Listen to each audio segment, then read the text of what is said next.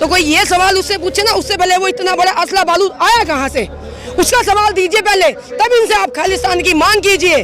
कैसे खालिस्तानी हो गए? इनकी क्या मांगे हैं? ये आपसे क्या यहाँ पे क्या कश्मीर मांग रहे हैं? ये मजबूर किसने किया? नरेंद्र ने। मोदी हटा दूंगी क्योंकि बड़ा मैंने आज तक कभी सुनो, मेरी बात सुनो, ना मैं अमित शाह को जानती, ना मैं नरेंद्र को जानती। नहीं जी, मोदी नहीं, मेरे को नहीं बोलना। मोदी तो बोलिए, बिल्कुल जरूरत नहीं मेरे को, मैं सिर्फ नरेंद्र बोल लूंगी। आज मेरा सीना, मेरी छाती मेरी फटके आ रही है। क्यों आ रही है? अरे जो अगर मेरे किसान भाई साल भर अगर खेती ना करे ना, तो इनको बैठे हुए को सफेद पोशाक को इनकी औकात पता चल जाएगी। नमस्कार, मैं हूं देव। इसमें आप देख रहे हैं लोकतंत्र टीवी। इस समय हमारे साथ जो है महिला किसान जो है, एक्टिविस्ट भी हैं, और महाराष्ट्र से आई हैं राजबाला जी। मेरठ से हैं। अच्छा, क्या देख रहे हैं इस पूरे प्रोटेस्ट में, जिस तरीके से किसान जो है अपने अधिकार के लिए लगातार तैयार है, लेकिन कहीं अधिकार नहीं मिल रहा। वो लगातार बीच की बात कर रहे हैं कि समाधान होगा तो बीच का, लेकिन रद्द नहीं होगा किसान बिल। देखिए, मैं मीडियम के माध्यम से एक ही बात कहना चाहती हूँ कि जो ये 3 काले कानून जो मोदी जी ने बनाए हैं, तो हमारा तो यही शुरू से कहना है, जब से मेरे भाई पंजाब से चले हैं, तो यही कहना है कि इनको तीनों कानूनों को वापस ले लो।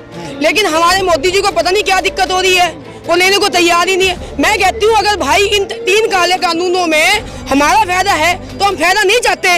वो कहते हैं मेरे बच्चे हैं तो बच्चा फायदा नहीं चाहते, तो उसको वापस लो। क्यों नहीं ले रहे वापस? वो उनको क्या लालच है? क्या अडानी अंबानी की उनसे क्या वो नहीं चलेगा? क्योंकि पहले ही कहते जब नोटबंदी आई ना, तो इनको पहले ही पता चल गया, तो जियो की सिम रातों रात लागू हो चुकी थी। रातों रात इनको पता लग गया कि हाँ सुबह नोटबंदी होने वाली है, तो इन्होंने जियो की सिम सुबह ही मतलब हो गया, इनका तो काम चल गया। अब मेरा कहने का मतलब ये है एक मीडिया के माध्यम से कि मेरे अगर किसान भाई नहीं चाहते कि 3 कानून लागू हो, तो उनको क्या तकलीफ है? वो कहते हैं मेरे बच्चे हैं। कौन से बच्चे इनके भारत के? ये कोई बच्चे बच्चे नहीं मानते इनको। अपना कहते हैं ना, गरीबी से उठ के आया, तो अब इसको पैसा मिल गया, तो पैसा मिलने के बाद अपना रंग दिखा रहा है। ठीक है, जब इसे नोटबंदी करवाई उसके बाद क्या हुआ? एक आम आदमी मारा गया। उसके बाद में तब भी आम आदमी फिर भी बेचारा, उसके बाद में कोरोना आ गया, तो कोरोना से मारा गया। तीसरा नंबर अब ये हमारे किसान भाई पे लागू हो गया। तो मैं कहती हूँ भारत का इंसान कब तक झेलेगा ये सारी बातें? और जब इलेक्शन आने वाले थे उससे पहले इतना बड़ा हादसा हो गया, जो हमारे शहीद पूरी हमारे मतलब बस उड़ा दी गई थी। इलेक्शन से पहले वो क्यों हुआ? इलेक्शन से पहले वो क्यों हुआ? वो आज तक सवाल किसी ने उठाया नहीं उठाया। आज तक इसकी रिपोर्ट भी नहीं आई कि वो किसने करवाया, कौन सी पार्टी ने करवाया। बताइए, हुआ कभी? नहीं, आप साफ सुथरे शब्द में कहना क्या चाह रही हैं? मेरा कहने का मतलब ये है, ये मोदी की जिम्मेदारी नहीं। मोदी, मेरी बात सुनो, इनको खालिस्तानी बता रहा है, खालिस्तानी इनको बता रहा है नरेंद्र। मैं मोदी हटा दूंगी, नरेंद्र हाँ, इनको खालिस्तानी वो बता रहा है। तो कोई ये सवाल उससे पूछे ना, उससे पहले वो इतना बड़ा असला बारूद आया कहाँ से, उसका सवाल दीजिए पहले, तब इनसे आप खालिस्तान की मांग कीजिए। कैसे खालिस्तानी हो गए? पहले उस बात का जवाब दीजिए। अगर तुम्हारी बीजेपी की राज था तो इतना बड़ा गाड़ी में भर के असला बारूद कैसे आया तुम्हारे उसमें? इसका मतलब तो सारी मिली भगत इसकी बीजेपी की है ना? कैसे आया वो? सवाल जवाब दीजिए ना।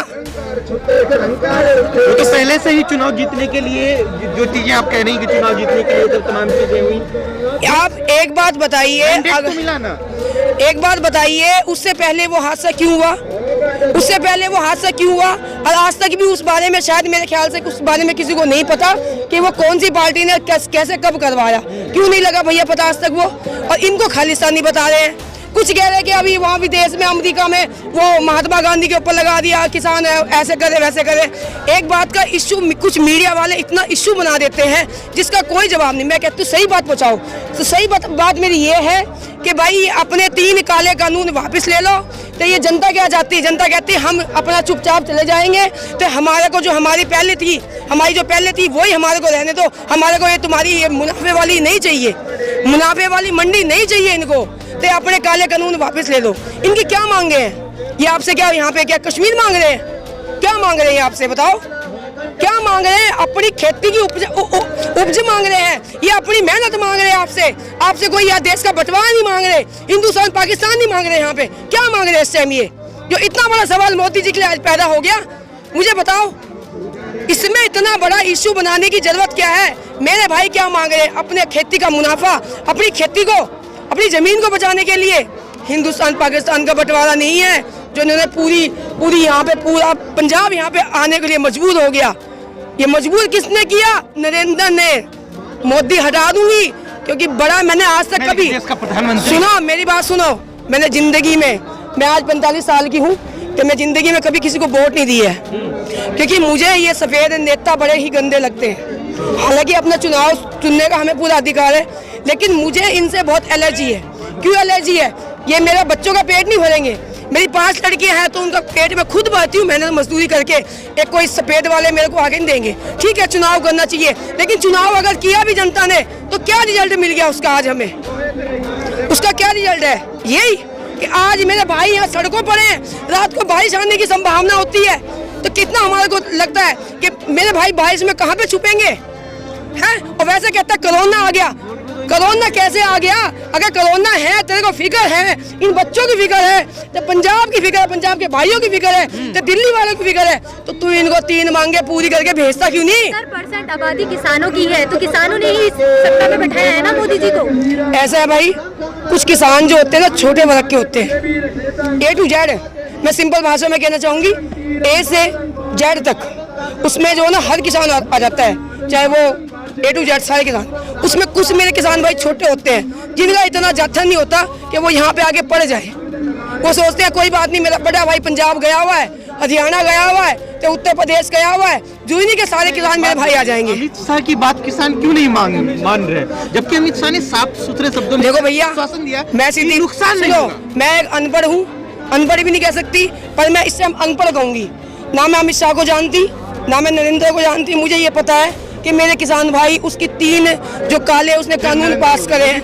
नहीं जी, मोदी ने मेरे को नहीं बोलना। मोदी तो बोलिए, बिल्कुल जरूरत नहीं मेरे को, मैं सिर्फ नरेंद्र बोल लूंगी। क्यों इतना गुस्सा? हाँ, इतना गुस्सा इसलिए है, मैं अभी आज तक किसी भी उसमें खड़ी नहीं हुई हूँ, लेकिन आज मेरे को पहली बार बड़ा दुख हो रहा है। जो जिसका खाते हैं तो वही सड़कों पर हैं। कितनी शर्म की बात होगी है मैं हमारे देश के लिए। मैं आज तक किसी रैली के लिए नहीं गई, किसी उसके लिए नहीं गई, कभी किसी की वोट नहीं डाली मैंने, पर आज मेरा सीना, मेरी छाती मेरी फटके आ रही है। क्यों आ रही है? अरे जो अगर मेरे किसान भाई साल भर अगर खेती ना करे ना, तो इनको बैठे हुए को सफेद पोशाक को इनकी औकात पता चल जाएगी। अगर मेरे सारे किसान भाई साल भर, मैं दावे से कहती हूँ, यूपी MP जहाँ के भी किसान भाई है, अगर वो साल भर तक अपने खेतों में फसल पैदा ना करे ना, तो इनकी औकात ना पता चल जाए, आप हमें बता देना। जनता इनके सिर पे जूते बजाएगी, जूते। क्या फिर से बोलिए, क्या बोले आप? अगर मेरे भाई पूरे भारत के किसान सिर्फ अपने खाने के लिए पैदा करें, किसी को ना दे, तो हर वो बंदा जो आज चलता बंदा जो खा के जा रहा है, वो भी बाहर जाके कह रहा है उग्रवादी आगे पड़ेंगे। हर वो बंदे को, चाहे वो नेता हो चाहे कुछ भी हो, उनको अपनी औकात पता चल जाएगी भैया। अगर ये मेरे भाई सिर्फ अपना ही अनाज पैदा करें, किसी को ना दे, तो क्या होगा? कह रहे हैं किसानों को भड़काने की कोशिश की जा रही है। कोई नहीं भड़क रहा भैया, पार्टी कर रही है। बिल्कुल नहीं कर रही। यहाँ पे सुनो, यहाँ पे कोई कांग्रेस का मुद्दा नहीं है। सुनो मेरी बात, सुनो भैया मेरी बात सुनो। इधर टीवी पे ये दिखाया जा रहा है, टीवी पे ये दिखाया जा रहा है कि ये लोग किसान नहीं, सरकार। टीवी पे, हाँ एक मिनट, टीवी पे सिर्फ सुनो, टीवी पे सिर्फ 2-3 चैनल ऐसे हैं जो कि बातों को बड़ा चढ़ा रहे हैं। जो कि एक भारत वाला कौन सा है, वो भारत वाला चैनल, हाँ न्यूज है, और है, हाँ 1-2 चैनल हैं जो बातों को बढ़ा रहे हैं। बाकी सारे चैनल वाले नहीं है, ऐसे बातों को पूरी सफाई से पेश कर रहे हैं, किसान भाई की समस्या बता रहे हैं। सिर्फ 2 या 3 चैनल ऐसे हैं जो उसको बढ़ा चढ़ा के कह रहे कांग्रेस का हाथ है। भैया यहाँ पे कोई कांग्रेस नहीं है, ना कोई बीजेपी है, ना कोई बाकी है, सारी पार्टियों का नाम ही लूंगी। कहने का मतलब यहाँ पे एक आम इंसान खड़ा है। कितनी बार बैठक हो गई और लगातार कितनी बार कृषि मंत्री? देखो बैठक तो इन्होंने 4-5 बहुत कर ली, ते आगे सानू बैठक भी नहीं चाहिए थी, आगे सानू बैठक भी नहीं चाहिए थी, आगे तो सानू फैसला चाहिए था। ये बैठक कर करके रोटियां तोड़नी उठे जाके, सानू हले फैसला चाहिए था, रिजल्ट बिल्कुल साफ चाहिए था। 3 कानून वापस लो। संशोधन करने को तैयार है, हम संशोधन करने को तैयार है। किसान 2 कदम पीछे नहीं हट सकते अगर हम 2 कदम पीछे हट। वो GST नहीं दे रहे हैं, वो अगर मान रहे हैं तो जीएसटी नहीं दे रहे हैं, कह रहे हैं ठीक है अपने अपना कहीं मतलब बेचो, लेकिन धीरे धीरे सरकारी मंडी तो बंद हो ही जाएगी।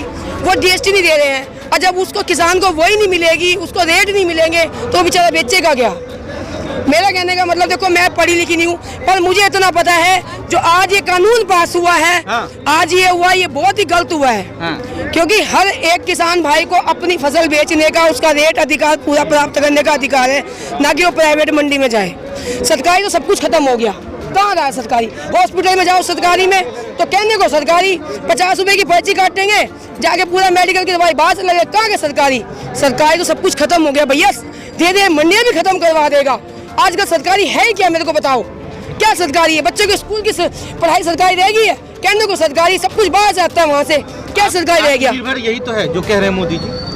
भैया आत्मनिर्भर ये बता, एक 200 रुपये कमाने वाला बंदा जो 200 रुपये की दिहाड़ी करता है वो प्राइवेट में इलाज करवा लेगा है? मेरे को बताओ ना।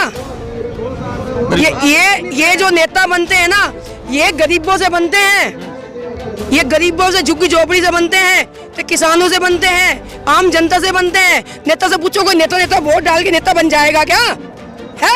हमसे नेता बनते हैं ये, और हमारे खाते हैं। हम जो टैक्स भरते हैं, हम जो सारी चीजों का टैक्स भरते हैं, उसी का खाते हैं ये। अब विकल्प क्या है किसानों के? विकल्प भैया यही है कि भाई इनकी जो मांगे हैं इसे पूरी करो और इनको बेचारों को पंजाब हरियाणा वालों को हरियाणा भेजो। ये मेरी मोदी से विनती है। विनती क्या, अब तो विनती भी करनी छोड़ देते हैं, क्योंकि विनती 11 दिन 12 दिन भाई बहुत हो चुकी। अब तो चेतावनी भी नहीं कह सकते। हम भगत सिंह और उसकी क्या नाम, उनकी औलादे हैं, ठीक है। हम कोई दंगा फसाद यहाँ पे करने के लिए नहीं पड़े, बड़े शांतिपूर्ण भाव से मेरे भाई लोग पड़े हैं, क्योंकि महात्मा गांधी के और भगत सिंह की औलादे यहाँ पे हैं, उनका खून है, उनका अंश है।